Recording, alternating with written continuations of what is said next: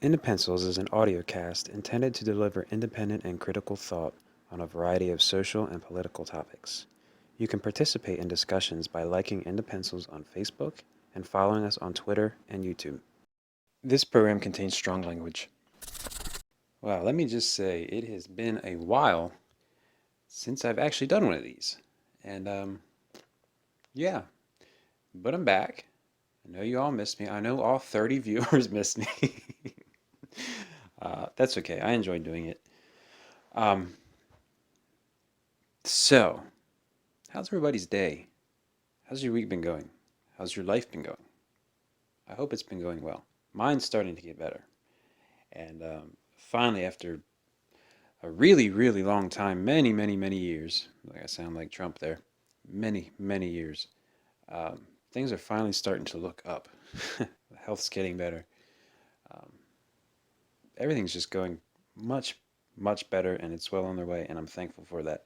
So if you know me and know what's going on, uh, thank you for everything, support, the whole 9 yards. Anyway, I hate to change topics so abruptly, but CNN reported and a bunch of other news, this is actually a CNN exclusive, that Donald Trump, we're going back to Donald Trump, um, was actually wiretapped, incidentally. And many of his associates are now being investigated for colluding with Russia. They already were being investigated, but they actually took it a step further and are talking about the things that we have already been investigating, that Trump and or his associates colluded with Russia in an attempt to affect the election. Last night, a friend sent me a video of Jim Jeffries, a comedian. I believe his accent was Australian, if I heard it correctly. And he made a video before Trump took office, before he became president, actually. This was before the election. And I watched it last night, and he just so eloquently described how a lot of us feel about Trump supporters. Um, in the last few weeks, I've been thinking about why. Why do people support this man as a person, first and foremost, and secondly, as a president? It took me a long time to understand it because I would rack my brain. I would see the things people would post. I would see the things Trump does, like call up Rudy Giuliani and say, hey, I want to effectively ban Muslims, but not break the law or go against the Constitution while doing so. I'm paraphrasing, but that's essentially what he said. And then issued a travel ban executive order that basically banned Muslims, and it was ruled unconstitutional by the courts and threw that one away, wrote a new one. Second one was shot down by the courts. I'm like, okay, this guy's blatantly trying to ban Muslims. You can tell from his rhetoric that he's not liked Muslims as a whole since he began his campaign to run for president. He's said similar things about Mexicans. And it seems like Trump is pushing an agenda against people he just doesn't like.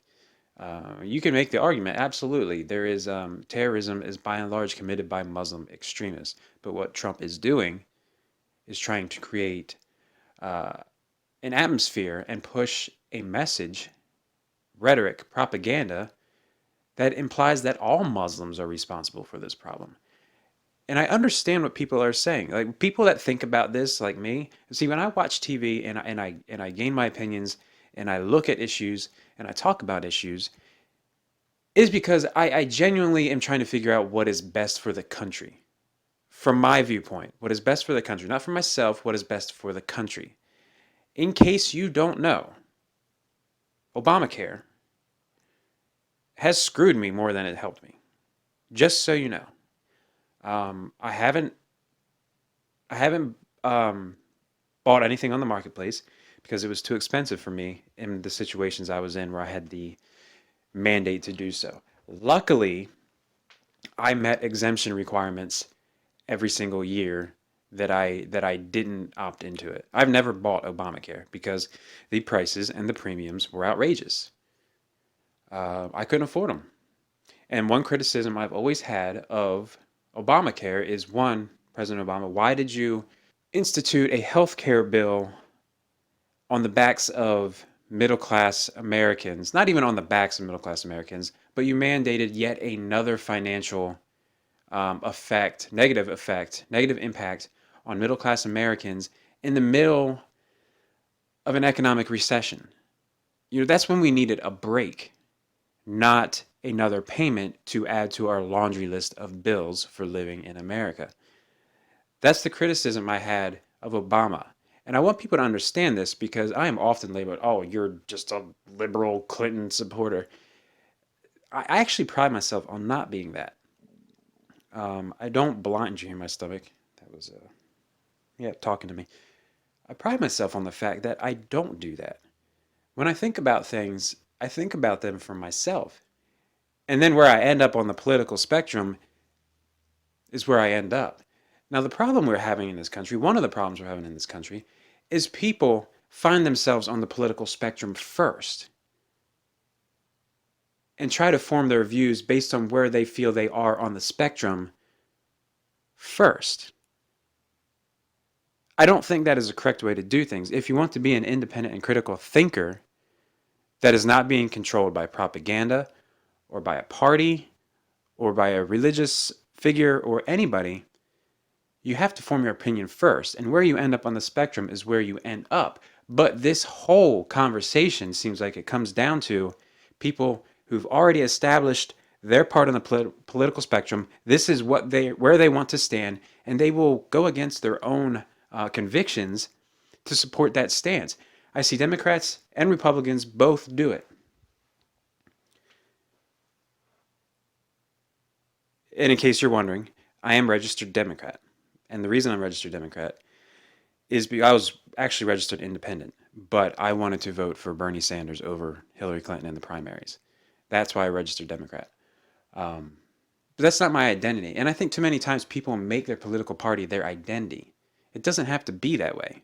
That's why I don't want to put a label on myself, and I can't put a label on myself because there's times I agree with liberals, and there's times I agree with conservatives.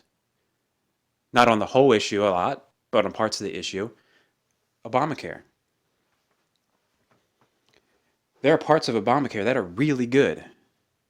Millions and millions of people that didn't have health insurance before now have it. That is a good thing. I personally think healthcare should be a right and not a privilege. As a human, I think that should be your right. It's your life. And that is the platform that Sanders was actually speaking on. Healthcare should be a right, not a privilege. And I agree with that. It should be a right.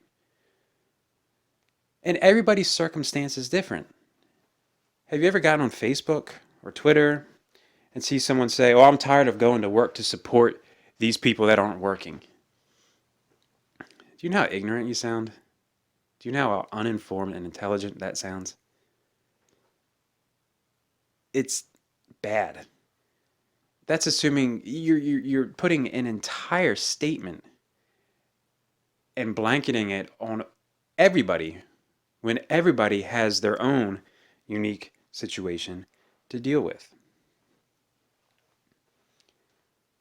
I struggled with alcohol for years. You want to know why I drank alcohol? Because I felt normal. Without drinking alcohol, I don't feel normal. I have anxiety really bad. I have depression really bad. I can't think straight. And it's harder for me to live my life. That was why I kept going back to alcohol. Does that make me a bad person? I think my motives would suggest otherwise. Did that make it a dangerous and unsafe decision? Absolutely.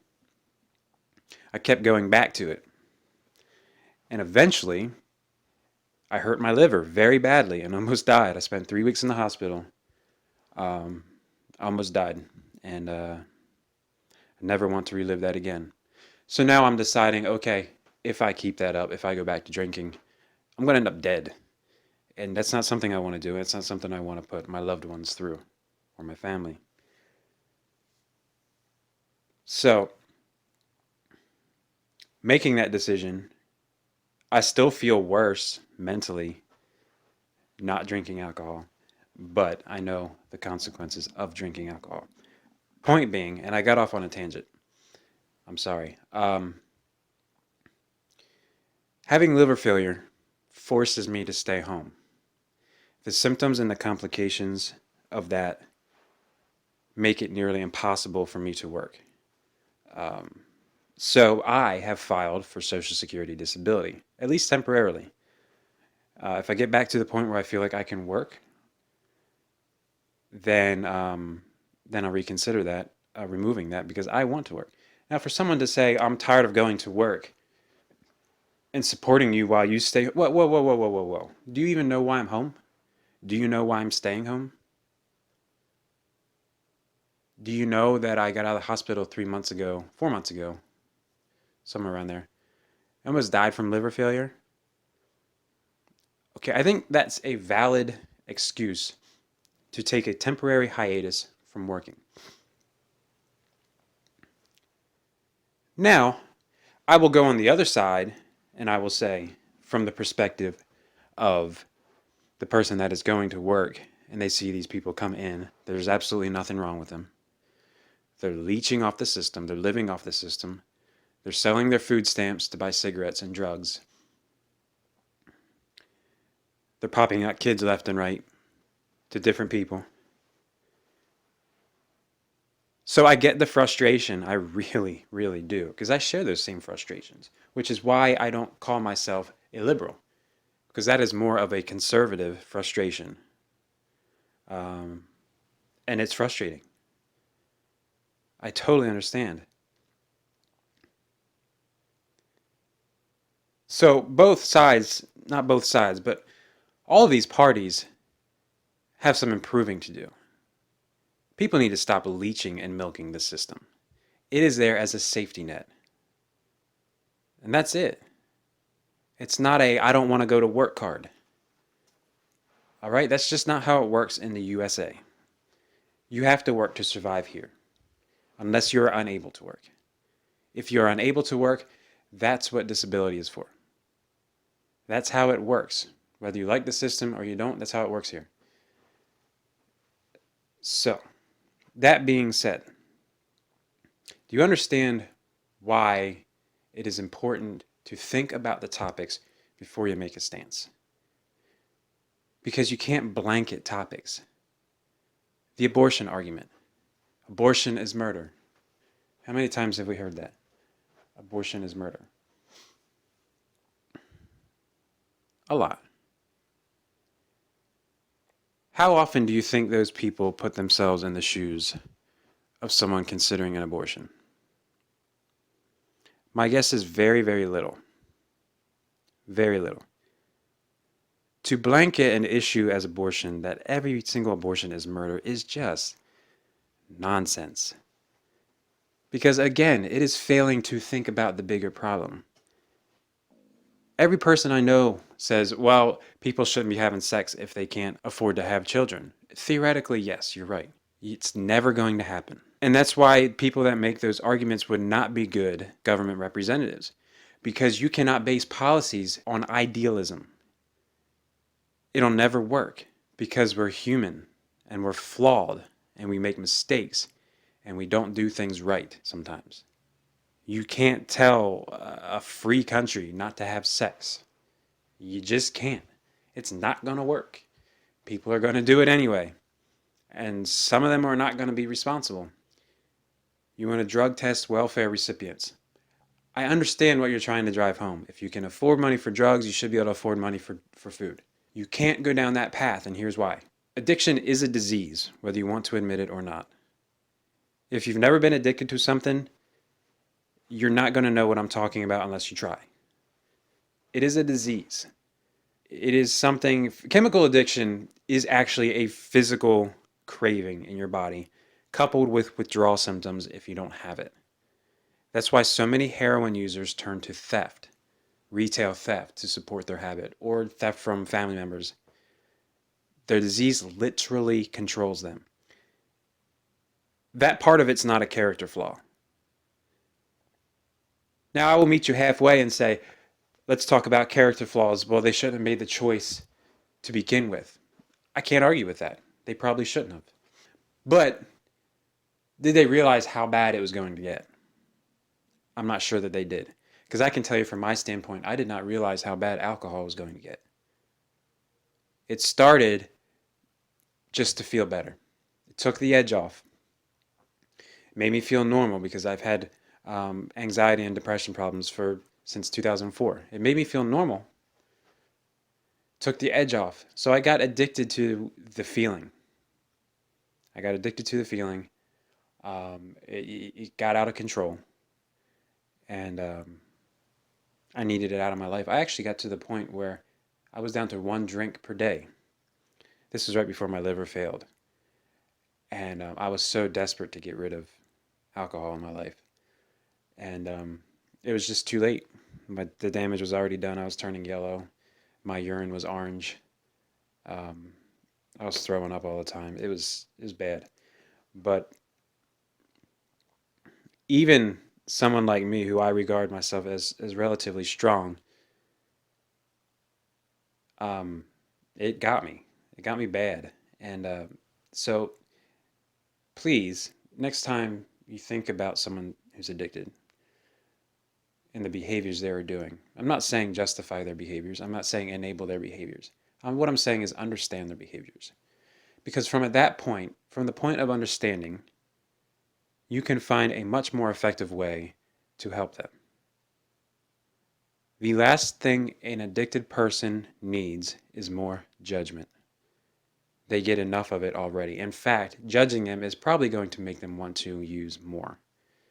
Because what's an addict doing a lot of the times? They're trying to suppress a problem. They're trying to suppress an emotion. That is what's going on.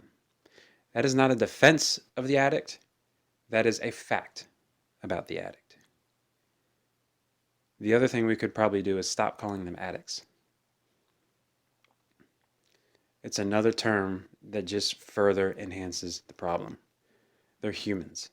They have an addiction, which the medical government agency, whichever did it, has classified it, or the psychiatric association has classified it as a disease. They're professionals. They know what they're talking about.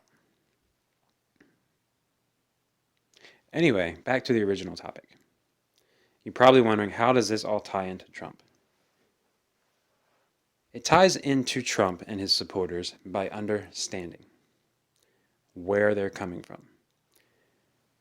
The trend that I've seen and the pattern that I've seen with these die-hard Trump supporters, and I'm not talking about the people that voted for Trump because he's a Republican. I'm not talking about people that voted for Trump because they didn't like Hillary. I'm talking about the people that voted for Trump, the ones that will turn a blind eye to everything he's doing, will justify everything he's doing, will defend everything he's doing, no matter how bad it is.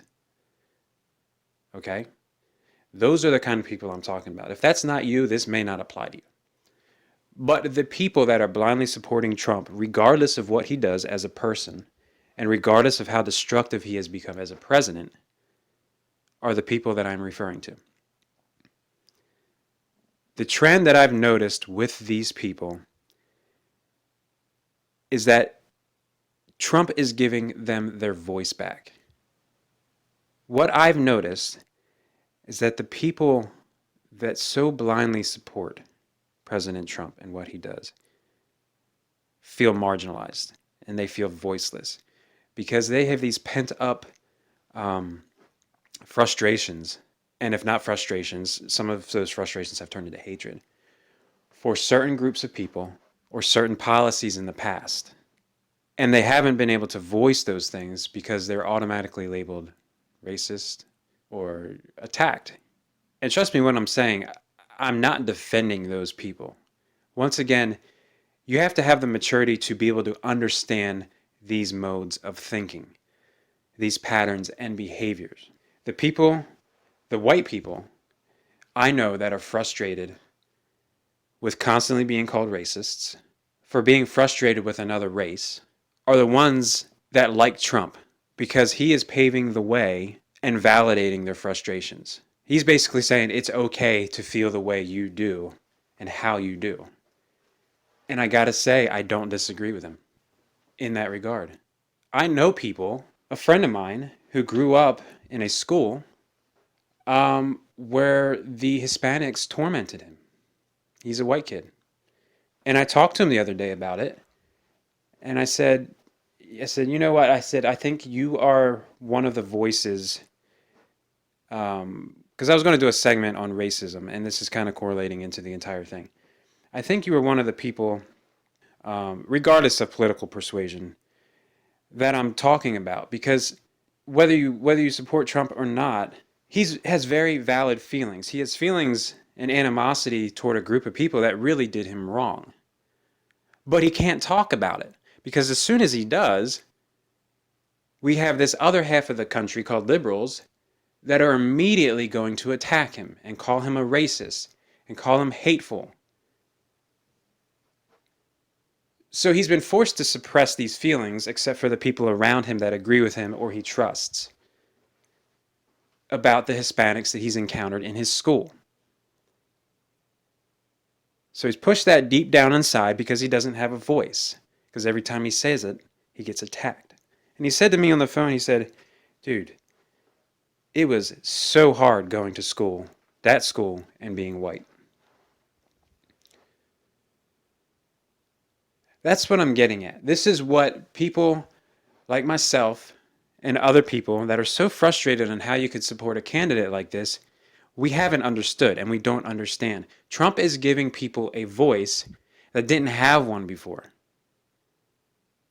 Whether you agree with it or not, that is what's happening.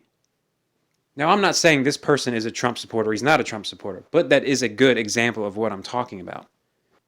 The voiceless are getting a voice through President Trump. And they want to hold on to that and latch onto that and keep that. Because for once in their life, after so many years of the liberal narrative of saying you're a racist anytime you say something about a race that isn't white, you're a bad person or you get attacked. That's where you get it wrong, liberals. That's where you get it wrong. If you want change, you need to take a more empathetic approach to people. I'm guilty of it. I'm not going to deny it. I've said that these people are unintelligent. And in a lot of cases, I don't feel I'm wrong. But you can have both feelings. Both points are valid. I do think that if you're basing a presidential candidate and voting for someone that is clearly not going to be fit to be president based on an emotion, I think that's dangerous. Because you're voting for someone based on something that helps you and not the entire country. The feelings that are now validated, the voice that you now have, I'm glad you have it. I want you to have it. I think white people should be able to speak up about race because every other damn race can say whatever the hell they want, and it's fine. It's a double standard. I'm a liberal, left-leaning individual. Most of my views end up on that side of the spectrum. This one is not. This one does not end up on that side of the spectrum. And that's where you're wrong, liberals. That's where you're wrong.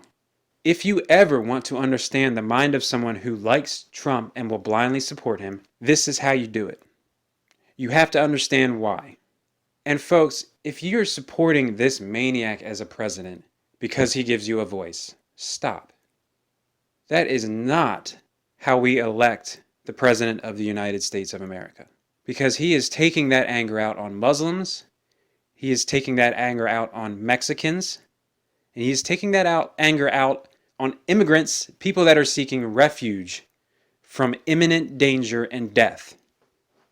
Those are the repercussions of having this guy in the White House.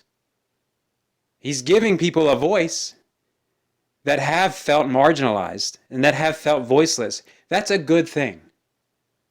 And I think that's going to actually fight the extremist hate like the KKK and the Westboro Baptist Church. Because decent people will hear a message like this and say, you know what, he's right. If we want to stop the hate and division, we have to start validating each other's feelings and not having the double standard of saying, oh, well, it's okay for you to be frustrated because you're African American. And they do have the right to be frustrated.